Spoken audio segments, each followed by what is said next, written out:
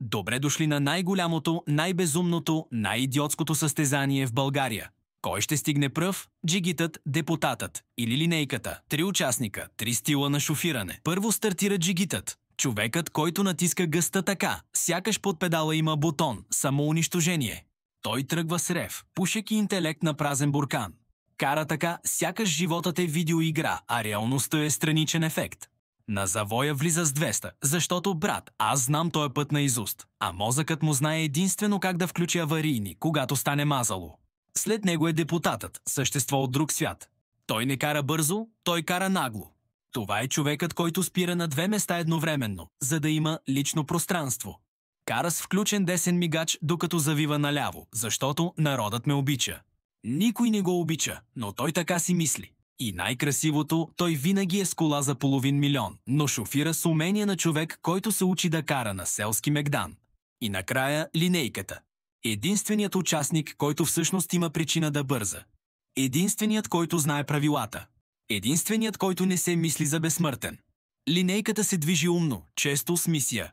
И точно затова попадна в най-лошата надпревара в историята. Старт! Джигитът излита като пиян комар, шумно и безцелно. Депутатът включва буркана със самочувствие. Аз не спазвам правила, аз ги гласувам. А линейката просто си включва сирените и се надява да не я блъсне някой от другите двама. На първия светофар джигитът вече се кара с някого. Депутатът паркира напречно и говори по телефона. Нямаме, брат, заседавам. А линейката стои и гледа, превърнала се в терапевт на ситуацията. После идва големият момент. 3 коли влизат в един и същ кръгово. Джигитът влиза като изстрелян от прашка. Депутатът влиза като собственик на държавата. Тук ще мина, щото бързам за обед. Линейката влиза и излиза и пак влиза. Опитва се да намери проход между 2 мозъчни аномалии.